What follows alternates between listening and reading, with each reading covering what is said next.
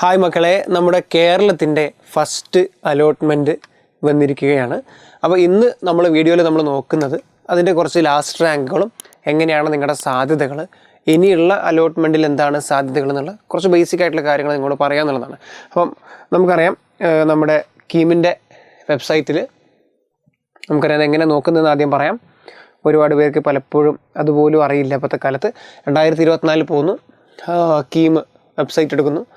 KEAM website എടുത്തു കഴിഞ്ഞാൽ അതിൽ നമ്മുടെ കാൻഡിഡേറ്റ് പോർട്ടലിൽ പോകുക. അവിടെ ഈ ഇടത്തു ഭാഗത്തായിട്ട് നമുക്ക് വേണ്ട കാര്യങ്ങളൊക്കെ ഉണ്ട്. നിങ്ങൾ ലോഗിൻ ചെയ്ത് കഴിഞ്ഞാൽ നിങ്ങൾക്ക് എന്ത് ചെയ്യാൻ പറ്റും? അലോട്ട്മെൻറ്റ് മെമ്മോയും മറ്റു കാര്യങ്ങളൊക്കെ ഡൗൺലോഡ് ചെയ്യാൻ പറ്റും. ഇവിടെ നിങ്ങൾ നോക്കിക്കഴിഞ്ഞാൽ നിങ്ങൾക്ക് ആദ്യം കാണുന്നത് ഇവിടെ കാറ്റഗറി ലിസ്റ്റ് ഉണ്ട്, റാങ്ക് ലിസ്റ്റ് ഉണ്ട്, അലോട്ട്മെൻറ്റ് ലിസ്റ്റ് ഉണ്ട്, ലാസ്റ്റ് റാങ്ക് ഉണ്ട്. ഇപ്പോൾ വന്നിരിക്കുന്നത് MBBS BDSൻ്റെ ആദ്യത്തെ അലോട്ട്മെൻറ്റാണ്. അപ്പോൾ നമ്മൾ എന്ത് ചെയ്യുക? നമ്മൾ അലോട്ട്മെൻറ്റ് ലിസ്റ്റിൽ നോക്കിക്കഴിഞ്ഞാൽ ഇങ്ങനെ ഒരു മെനു വരും.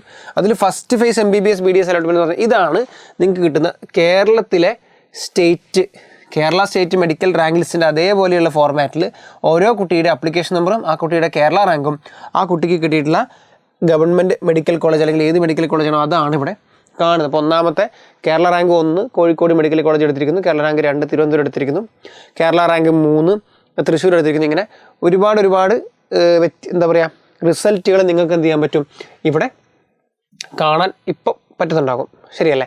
ഇതാണ് സംഭവം. കണ്ടോ, ഇതിൽ നമ്മൾ നോക്കുകയാണെങ്കിൽ ഇതിലിപ്പോൾ നിങ്ങൾക്ക് നിങ്ങളുടെ റാങ്ക് വെച്ചത്, ഇപ്പോൾ നിങ്ങളുടെ റാങ്ക് 250 ആണെങ്കിൽ നിങ്ങൾക്ക് ഇങ്ങനെ നോക്കാം അല്ലേ? ഇതാണ് നിങ്ങളുടെ കേരള റാങ്ക്. നിങ്ങൾക്ക് നിങ്ങളുടെ റാങ്ക് അറിയുമെങ്കിൽ 250 ആണ് നിങ്ങളുടെ റാങ്ക് എങ്കിൽ നിങ്ങൾക്ക് എന്ത് പറയാം? ഓക്കെ, എനിക്ക് കോഴിക്കോടാണ് കിട്ടിയത് നിങ്ങൾക്ക് മനസ്സിലാവും. ഇതാണ് ഒരു രീതി. ഇനി വേറെ ഒരു രീതി എന്ന് പറയുന്നത് നമ്മളിവിടെ വെബ്സൈറ്റിൽ പോയിട്ട് ഇവിടെ വെബ്സൈറ്റിൽ പോയിട്ട് ഈ ഇടത്തു ഭാഗത്തായിട്ടുള്ളതിൽ ലാസ്റ്റ് റാങ്ക് എന്ന് പറയുന്ന അതിൽ ക്ലിക്ക് ചെയ്യുകയാണെങ്കിൽ, ലാസ്റ്റ് റാങ്കിൽ ക്ലിക്ക് ചെയ്യുകയാണെങ്കിൽ ഫസ്റ്റ് കാണുന്ന സംഭവം ഉണ്ടല്ലോ, അതിൽ second allotment to architecture, first allotment to MBBS BDSൽ ക്ലിക്ക് ചെയ്യുകയാണെങ്കിൽ ഒരു PDF തുറന്നു വരാം. അതാണ് ഈ PDF. ഇതാണ് നമ്മുടെ ഈ വർഷത്തെ ലാസ്റ്റ് റാങ്കിൻ്റെ PDF.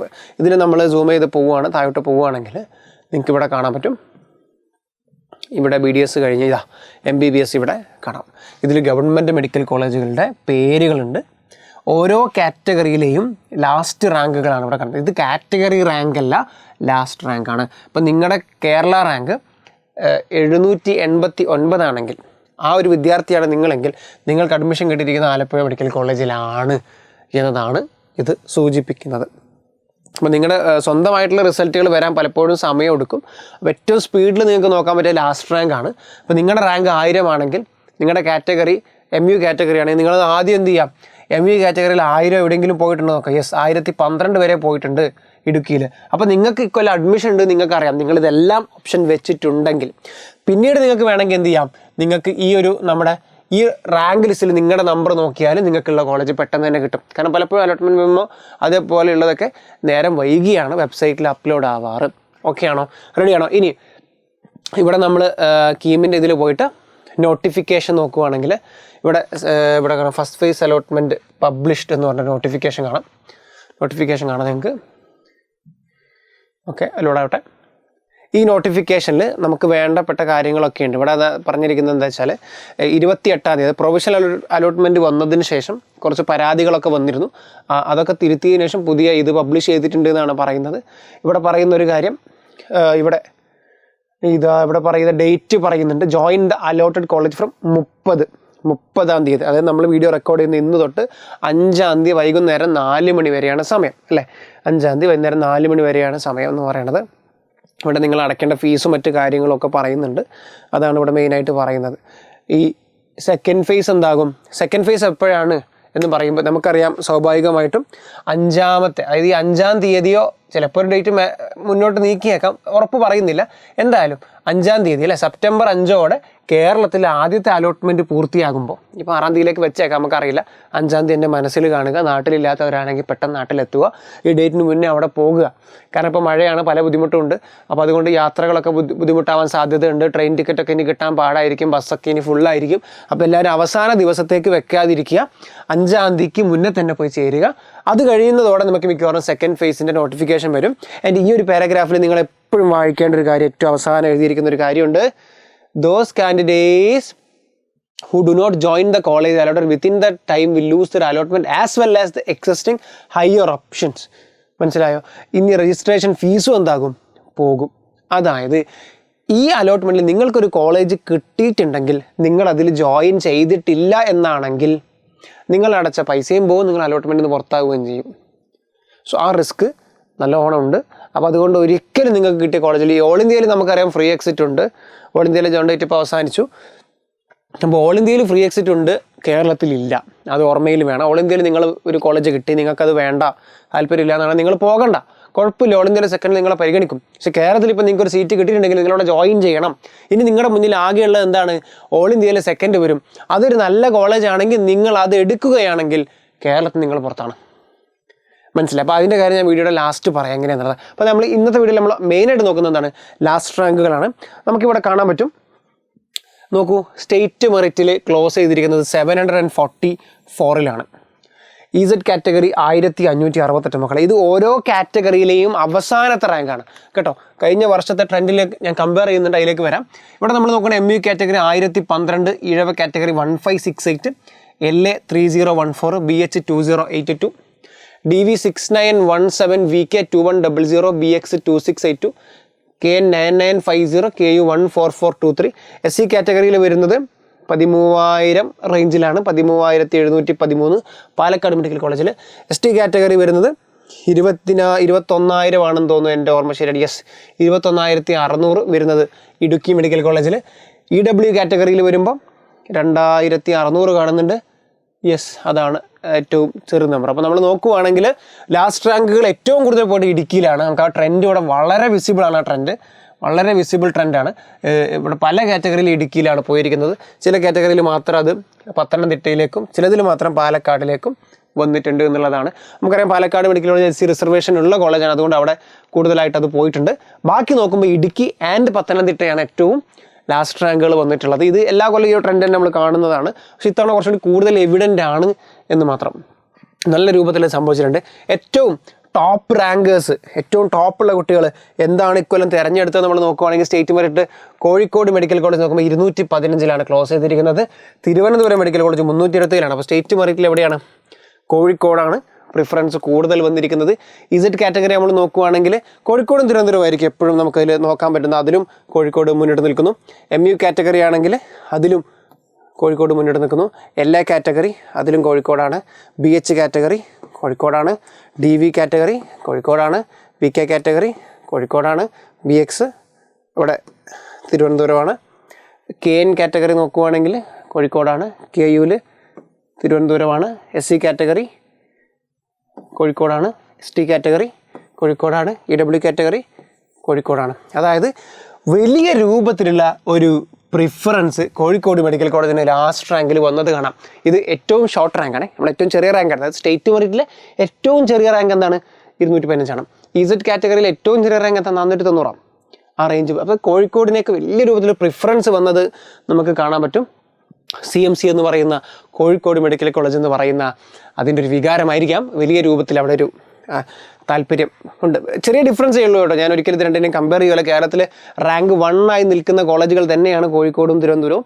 അതിലേതാണ് ബെറ്റർ എന്ന് ചോദിച്ചു കഴിഞ്ഞാൽ അതിപ്പോഴും ഉത്തരവില്ലാത്തൊരു ചോദ്യം ആയി തന്നെ തുടരുകയാണ്. ഓക്കെ, രണ്ടാമത്തെ സെൽഫ് ഫിനാൻസിങ് കോളേജുകളാണ്. ഇതിൽ നമുക്ക് നോക്കാം. ഇതിലെന്താ സംഭവിച്ചിരിക്കുന്നത്? സ്റ്റേറ്റ് മെറിറ്റിൽ നോക്കുവാണെങ്കിൽ 7,000 ഉണ്ട്. അല്ലസറാണ് എല്ലാ കൊല്ലവും. അത് കഴിഞ്ഞ വർഷമൊക്കെ അല്ലസർ ആയിരുന്നു. 8287, അതായത് ആ റേഞ്ചിൽ വരുവാണെങ്കിൽ ഏറ്റവും റെഡ് കളർ ഉപയോഗിക്കാം. അത് അല്ലസർ മെഡിക്കൽ കോളേജാണ് സ്റ്റേറ്റ് മെറിറ്റിൽ ക്ലോസ് ആയിരിക്കുന്നത്. 8,000 വരെ സ്റ്റേറ്റ് മെറിറ്റിൽ അല്ലസർ കയറിയിട്ടുണ്ട്. EZ കാറ്റഗറി നോക്കുവാണെങ്കിൽ 7,000 കാണാം, 79 കാണാം, 82 കാണാം, 87 കാണാം, 88 കാണാം. So that is it. Moopen's Wayanad DM വയനാടിലാണ് അത് വന്നിരിക്കുന്നത്. DM വയനാടിൽ ജസ്റ്റ് ഒന്ന് നോക്കാം. DM വയനാടിലാണ്. അടുത്തത് MU കാറ്റഗറിയിൽ നോക്കുവാണെങ്കിൽ 83, 8396, 89. യെസ്, അഗെയിൻ അൽ-അസ്ഹർ മെഡിക്കൽ കോളേജിൽ MU കാറ്റഗറി 8,917 ആണ് റാങ്ക് വന്നിരിക്കുന്നത്. പിന്നീട് വന്നിരിക്കുന്നത് LA കാറ്റഗറി നോക്കുവാണെങ്കിൽ 11,000 കാണാം, 11,540 കാണാം, 11,800 പാലക്കാട് കരുണ മെഡിക്കൽ കോളേജിലേക്കാണ് LA കാറ്റഗറി വരുന്നത്. BH കാറ്റഗറി നോക്കുവാണെങ്കിൽ 8,000, 8,400, 8700. മലബാർ മെഡിക്കൽ കോളേജ് 8700 അല്ല 9000 കാണുന്നുണ്ട്. SUT 10,000 ഉണ്ട്. 10,000 10,300. യെസ്. അപ്പോൾ അഗെയിൻ അൽഹസർ മെഡിക്കൽ കോളേജിലാണ് DV കാറ്റഗറിയിലും അവസാനത്തെ റാങ്ക് പോയിരിക്കുന്നത്. VK കാറ്റഗറി നോക്കുവാണെങ്കിൽ 10,000, 10,700, 10,200, 10,700, 10,796. ഇതാണ് ഏറ്റവും വലിയ നമ്പർ മൂപ്പൻസ് കോളേജിലാണ്. അപ്പോൾ അൽഹസർ മെഡിക്കൽ കോളേജിലും മൂപ്പൻസിലും ഇപ്പോൾ എല്ലാ കാറ്റഗറി നമ്മൾ പറഞ്ഞു അല്ലേ, LAയിൽ മാത്രമാണ് 11 യെസ് ഡിഫറൻസ് വന്നിരിക്കുന്നത്. ബാക്കി എല്ലാത്തിലും ഈ അൽഹസറിലും മൂപ്പനിൽ തന്നെ ലാസ്റ്റ് റാങ്കുകൾ എന്ത് ചെയ്യാണ്, തുടർന്നിരിക്കുകയാണ്. BX കാറ്റഗറിയിലേക്ക് വരുന്നത് 11,000, 10,000, 10,000, 10,000. അപ്പോൾ 11,000 വരുന്നത് എവിടെയാണ്, മൗണ്ട് സിയോൺ മെഡിക്കൽ കോളേജിലാണ്.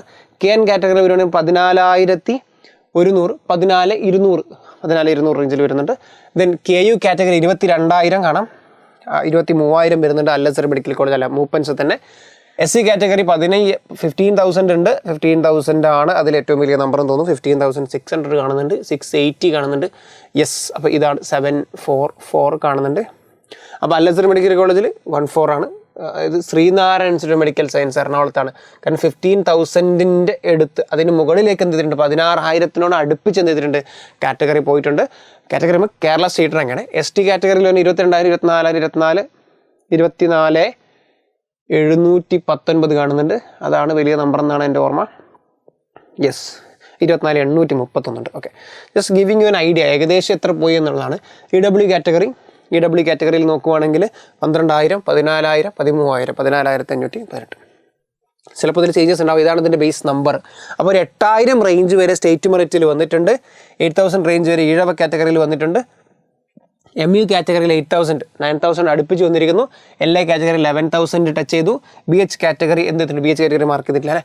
BH category 8,000, 84. യെസ്. അപ്പോൾ അത് അൽഹസർ തന്നെയാണ്. അല്ല, വയനാടിലാണ് ക്ലോസ് ചെയ്തിരിക്കുന്നത്.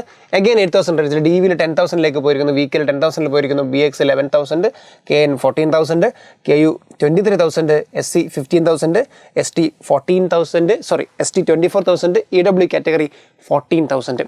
ഇതിൽ കഴിഞ്ഞ വർഷത്തെ കേരള സ്റ്റേറ്റ് റാങ്ക് ലിസ്റ്റുകൾ നോക്കുവാണെങ്കിൽ ഇത് തേർഡ് റൗണ്ടാണ്. അതായത് അവസാനം കയറിയ കുട്ടികളാണ്. സ്റ്റെയർ വേക്കൻസി നമ്മൾ എടുക്കുന്നില്ല, മോപ്പ് നമ്മൾ എടുക്കുന്നില്ല. ഇത് ഫസ്റ്റ് റൗണ്ടാണ്. അപ്പോൾ നിങ്ങൾ വിചാരിക്കും എന്തിനാ ഇത് കമ്പയർ, ഞാൻ ഇതിനെ ഫസ്റ്റ് റൗണ്ടുമായിട്ട് കമ്പയർ ചെയ്യാത്തത് സാധ്യതകളാണ് നിങ്ങൾക്ക് അറിയേണ്ടത്. അത് നോക്കുമ്പോൾ ഈ ഒരു സിറ്റുവേഷനാണ് നമ്മൾ ഫസ്റ്റ് റൗണ്ടിൽ തന്നെ നമ്മൾ എന്ത് ചെയ്തിട്ടുണ്ട്, ഈ ഒരു റേഞ്ചിലേക്ക് എന്ത് ചെയ്തിട്ടുണ്ട്, എത്തിയിട്ടുണ്ട് എന്നുള്ളതാണ്. പക്ഷേ കഴിഞ്ഞ വർഷത്തെ ഫസ്റ്റ് റൗണ്ട് കമ്പയർ ചെയ്യുമ്പോൾ കുറച്ചുകൂടി കുറവാണ്. അപ്പം ഇമ്പ്രൂവ്മെൻറ്റ് പ്രതീക്ഷിക്കുക എന്നുള്ളതാണ്. EW കാറ്റഗറി നമുക്കറിയാം, അത് ഈ വർഷത്തെ ഫസ്റ്റ് റൗണ്ടാണ്, ഇത് ലാസ്റ്റ് റൗണ്ടാണ്. EZ കാറ്റഗറിയിൽ ഈ വർഷത്തെ നോക്കുമ്പോൾ ഒരു 300 ഡിഫറൻസ് വരുന്നുണ്ട്. അത്രയും ഡിഫറൻസ് സെക്കൻഡും തേർഡിലും പോകുമോ എന്നുള്ളത് ഒരു ചോദ്യം തന്നെയാണ്. MU കാറ്റഗറിയിൽ ഡിഫറൻസ് ഉണ്ട്. BH category, DV, VK, BX, KU, KN, SC, ST. ഇതിൽ ചില കാറ്റഗറിയൊക്കെ നമുക്ക് എന്ത് ചെയ്യാൻ പറ്റും, ഫസ്റ്റ് റൗണ്ടിൽ തന്നെ കഴിഞ്ഞ വർഷത്തേക്കാൾ നല്ല പെർഫോമൻസ് വന്നത് കാണാൻ പറ്റും. ഇവിടെ നിങ്ങൾക്ക് നോക്കിയാൽ KN കാറ്റഗറിയിൽ അങ്ങനെ ഉണ്ടായിട്ടുണ്ട്, SC കാറ്റഗറിയിൽ അങ്ങനെ ഉണ്ടായിട്ടുണ്ട്. ST കാറ്റഗറിയിൽ ഓൾമോസ്റ്റ് കഴിഞ്ഞ വർഷത്തെ ലാസ്റ്റ് റാങ്കിനോട് ഫസ്റ്റ് അലോട്ട്മെൻറ്റിൽ തന്നെ എന്ത് ചെയ്തിട്ടുണ്ട്, ആ ഒരു കഴിഞ്ഞ വർഷത്തെ തേർഡ് റൗണ്ടിലെ ലാസ്റ്റ് റാങ്കിനോട് ഫസ്റ്റ് റൗണ്ടിൽ തന്നെ എന്ത് ചെയ്തിട്ടുണ്ട്, ഒരു ഇഞ്ചോടിഞ്ച് പോരാട്ടം വന്നത് കാണാൻ പറ്റുന്നുണ്ട്. ഇവിടെ നമ്മൾ നോക്കുവാണെങ്കിൽ ബാക്കി എല്ലാത്തിലൊരു ഡൗൺ ട്രെൻഡാണ്. DVയിൽ എന്ത് ചെയ്തിട്ടുണ്ട്, കഴിഞ്ഞ വർഷത്തെ തേർഡ് റൗണ്ടിനെ ഈ വർഷത്തെ ഫസ്റ്റ് റൗണ്ട് എന്ത് ചെയ്തിട്ടുണ്ട്, മറികടന്നിട്ടുണ്ട്. ബാക്കി എല്ലാത്തിലും നമുക്ക് ഇപ്പോൾ ഒരു സാധാരണ നമ്മൾ പ്രതീക്ഷിച്ച പോലെ തന്നെ എന്തായിരിക്കും, കഴിഞ്ഞ വർഷത്തെ തേർഡ് റൗണ്ട് എന്താണോ അതിലും കുറവാണ് ഫസ്റ്റ് റൗണ്ടിൽ വരാറ്. അത് തന്നെയാണ് ഓൾമോസ്റ്റ് എല്ലാ ഇതിലും കാണുന്നത്. എക്സെപ്റ്റ് ചില കാറ്റഗറിയിൽ മാത്രം വലിയ രൂപത്തിൽ എന്തിട്ടുണ്ട് ഇമ്പ്രൂവ്മെൻറ്റ് ഉണ്ടായിട്ടുണ്ട്. നിങ്ങൾക്ക് സെൽഫ് ഫിനാൻസിങ്ങിൻ്റെ ഒന്നും കാണാം, സ്ക്രീൻഷോട്ട് എടുത്ത് വെക്കാം. ഇത് തേർഡ് റൗണ്ടാണ്, 2023 തേർഡ് റൗണ്ടാണ്. ഇത് 2024 ഫസ്റ്റ് റൗണ്ടാണ്.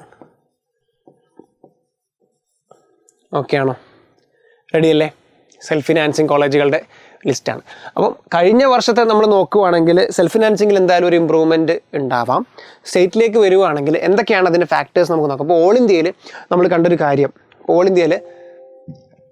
ഇന്ത്യയുടെ അലോട്ട്മെൻറ്റ് നോക്കുകയാണെങ്കിൽ നമുക്കറിയാം, ഓൾ ഇന്ത്യ നമ്മുടെ MCCയുടെ വെബ്സൈറ്റിൽ പോവുക. MCC ജസ്റ്റ് നിങ്ങൾക്ക് പറഞ്ഞുതരാം എന്താണ് ഓൾ ഇന്ത്യയിൽ സംഭവിച്ചിരിക്കുന്നത് പറഞ്ഞു. നമ്മൾ ഓൾറെഡി പറഞ്ഞിരുന്നു, ഓൾ ഇന്ത്യയിൽ സീറ്റ് കിട്ടുന്ന കുട്ടികളുണ്ടെങ്കിൽ കേരളത്തിൽ കൊടുക്കരുത് നമ്മൾ പറഞ്ഞിരുന്നു അല്ലേ. അത് നമുക്കറിയാം. ഇപ്പോൾ കേരളത്തിൻ്റെ റാങ്ക് ലിസ്റ്റ് വന്ന സമയത്താണെങ്കിലും ഒരുപാട് ടോപ്പ് റാങ്കേഴ്സ്. ഇപ്പോൾ കേരളത്തിലെ റാങ്ക് 1, 2, 3 എന്ന ഇവരെന്നൊക്കെ പറയുമ്പോൾ ഓൾ ഇന്ത്യയിൽ എന്തായാലും എയിംസ് ഡൽഹിയൊക്കെ കിട്ടിയ വിദ്യാർത്ഥികളായിരിക്കും. അപ്പോൾ ഇവരൊക്കെ എന്ത് ചെയ്യും, ഈ അലോട്ട്മെൻറ്റോടെ ഇത് എടുക്കില്ല. അവർ കേരളത്തിൽ ചിലപ്പോൾ ഈ അലോട്ട്മെൻറ്റ് എടുക്കില്ല, അവരുടെ റീഫണ്ട്, അവരുടെ സെക്യൂരിറ്റി ഡെപ്പോസിറ്റൊക്കെ നഷ്ടമായേക്കും. അവർ ഓൾ ഇന്ത്യയിലെ സീറ്റ് എടുക്കുമായിരിക്കും. അങ്ങനെ ആകുമ്പോൾ ഈ കുട്ടികളിലൊക്കെ അലോട്ട്മെൻറ്റ് ഇത് പുറത്താക്കും, കുറച്ചുകൂടി എന്ത് ചെയ്യും, ഇത് മുകളിലോട്ട് കയറും. ഇപ്പോൾ ഇത് നമ്മളിതിലൊരു ആവറേജ് എടുക്കുകയാണെങ്കിൽ ഇതിലിപ്പോൾ ഒരു ഓൾ ഇന്ത്യ റാങ്ക് ഇപ്പോൾ നമുക്ക് നോക്കാം, ഈ ഒരു 40 എന്നൊക്കെ പറയുമ്പോൾ കേരള റാങ്ക് 40 എന്നൊക്കെ പറയുമ്പോൾ ഓൾ ഇന്ത്യ റാങ്ക് 600-ന് അടുത്താണ്.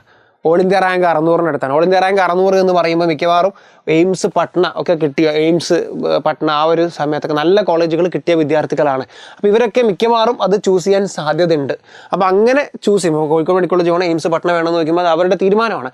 അപ്പോൾ ഇതിൽ എത്ര പേര് ഓൾ ഇന്ത്യ എടുക്കുന്നു എന്നനുസരിച്ചിരിക്കും ഇവിടെ കേരളത്തിൽ എത്രമാത്രം ലാസ്റ്റ് റാങ്ക് പിറകോട്ട് പോകുന്നു. അപ്പോൾ ഈ ടോപ്പേഴ്സിനോട് എനിക്ക് പറയാനുള്ളത്, പേഴ്സണലി നിങ്ങൾക്ക് സെൻട്രൽ ഇൻസ്റ്റിറ്റ്യൂട്ട് കിട്ടിയിട്ടുണ്ടെങ്കിൽ, ഇപ്പോൾ കോഴിക്കോട് മെഡിക്കൽ കോളേജ് നിങ്ങൾക്ക് കിട്ടി, കൂടെ നിങ്ങൾക്ക് ഒരു സെൻട്രൽ ഇൻസ്റ്റിറ്റ്യൂട്ട് എയിംസോ ജിപ്മറോ കിട്ടിയിട്ടുണ്ടെങ്കിൽ, എയിംസിൽ ഇപ്പോൾ ഡൽഹി അല്ലാത്ത എയിംസ് ഭുവനേശ്വർ, പട്ന അങ്ങനത്തെ എയിംസൊക്കെ കിട്ടിയിട്ടുണ്ടെങ്കിൽ അത് എടുക്കുന്നത് നല്ലതാണെന്നൊരു അഭിപ്രായം എനിക്കുണ്ട് പേഴ്സണലി. കാരണം അത് സെൻട്രൽ ഇൻസ്റ്റിറ്റ്യൂട്ടാണ്, ലൈഫ് ലോങ് നിങ്ങൾക്ക് ബ്രാൻഡിങ് ഉണ്ട്. ഇപ്പോൾ ഞാൻ മഞ്ചേരി മെഡിക്കൽ കോളേജിൽ നിന്നാണ് MBBS പഠിച്ചത്. കോഴിക്കോട് മെഡിക്കൽ കോളേജിൽ നിന്ന് MBBS പഠിച്ച ഒരുപാട് ഫ്രണ്ട്സ് എനിക്കുണ്ട്. അപ്പോൾ അവർക്കൊക്കെ പേരിൻ്റെ കൂടെ MBBS എന്ന് വെക്കാനേ പറ്റൂ. അല്ലാതെ ബ്രാക്കറ്റിൽ കോഴിക്കോട് മെഡിക്കൽ കോളേജിൽ നിന്ന് ആരും വെക്കാറില്ല, ബ്രാക്കറ്റിൽ മഞ്ചേരി മെഡിക്കൽ കോളേജിൽ നിന്ന് ആരും വെക്കാറില്ല. പക്ഷേ MBBS എയിംസ് നടത്തെങ്കിൽ ബ്രാക്കറ്റിൽ എന്ത് വെക്കാം, എയിംസ് എന്ന് വെക്കാം. അത് ലൈഫ് ലോങ് ബ്രാൻഡിങ് ആണ്. മാത്രമല്ല ആ പ്രീമിയർ ഇൻസ്റ്റിറ്റ്യൂട്ടിൽ പഠിച്ചു കഴിഞ്ഞാൽ നിങ്ങളുടെ നീറ്റ് PG, ഇപ്പോൾ ഞാനൊക്കെ പ്രിപ്പയർ ചെയ്യുന്ന എൻട്രൻസ് നീറ്റ് PG ആണ്, എനിക്ക് ആ എൻട്രൻസ് ഇനി അറ്റംപ്റ്റ് ചെയ്യണം. അതേപോലെ നിങ്ങൾക്ക് ഇനി MBBS കഴിഞ്ഞാൽ അത് അറ്റംപ്റ്റ് ചെയ്യേണ്ടി വരും. അങ്ങനെ നിങ്ങളത് അറ്റംപ്റ്റ് ചെയ്യേണ്ടി വരുന്ന സമയത്ത് നിങ്ങൾക്ക് എയിംസിന് വേറെ തന്നെ എക്സാമാണ്, INI CET എന്ന് പറയുന്ന ഒരു എൻട്രൻസ് എക്സാമാണ് നമ്മൾ എയിംസിന് എഴുതേണ്ടത്. ആ എക്സാമിൽ നിങ്ങൾക്ക് റിസർവേഷൻ ഉണ്ട്, IP കോട്ടയുണ്ട്, ഇൻസ്റ്റിറ്റ്യൂഷണൽ പ്രിഫറൻസ് കോട്ട വരുന്നുണ്ട്. അപ്പോൾ അങ്ങനത്തെ കാര്യങ്ങളൊക്കെ എന്ത് ചെയ്യുക, കൺസിഡർ ചെയ്തിട്ട് ഒരു തീരുമാനം എടുക്കുക.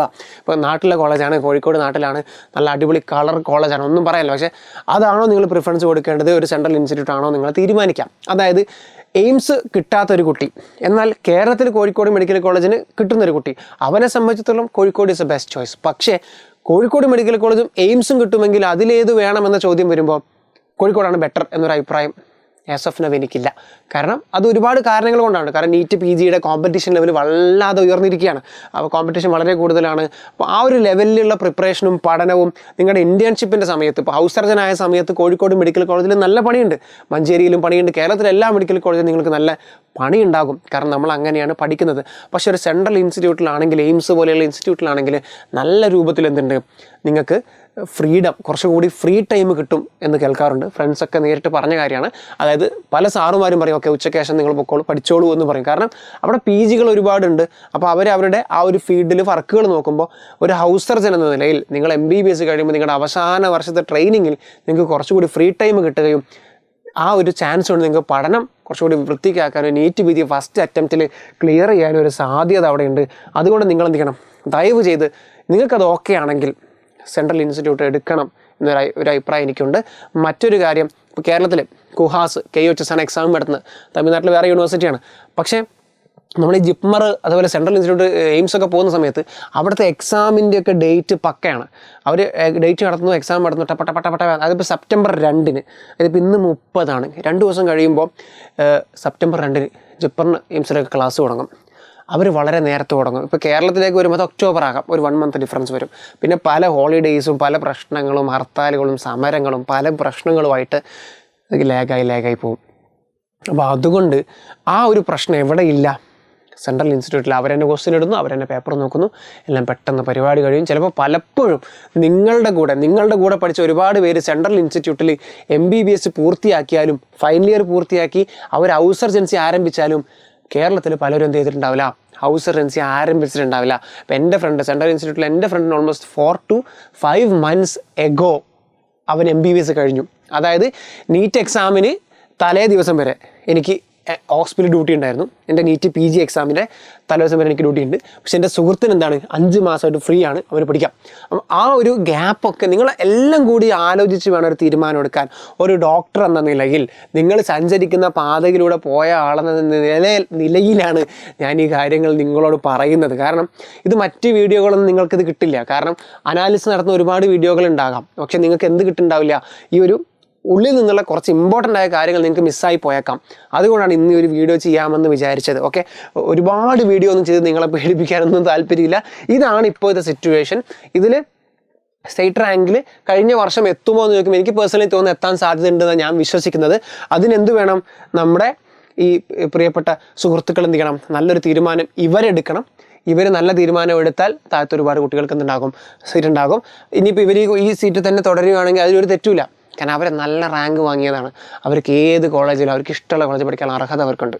മനസ്സിലാകുന്നുണ്ടോ? അപ്പോൾ അത് അവരുടെ തീരുമാനം. അവിടെ എന്ത് തീരുമാനം എടുക്കും നമുക്ക് നോക്കാം. പിന്നെ ഓൾ ഇന്ത്യയിൽ നമ്മൾ നോക്കുവാണെങ്കിൽ ഓൾ ഇന്ത്യയിൽ ഇപ്പോൾ കേരളത്തിൽ നിങ്ങൾക്ക് ഒരു സീറ്റ് കിട്ടി, കേരളത്തിൽ നിങ്ങൾക്ക് സീറ്റ് കിട്ടി കഴിഞ്ഞു.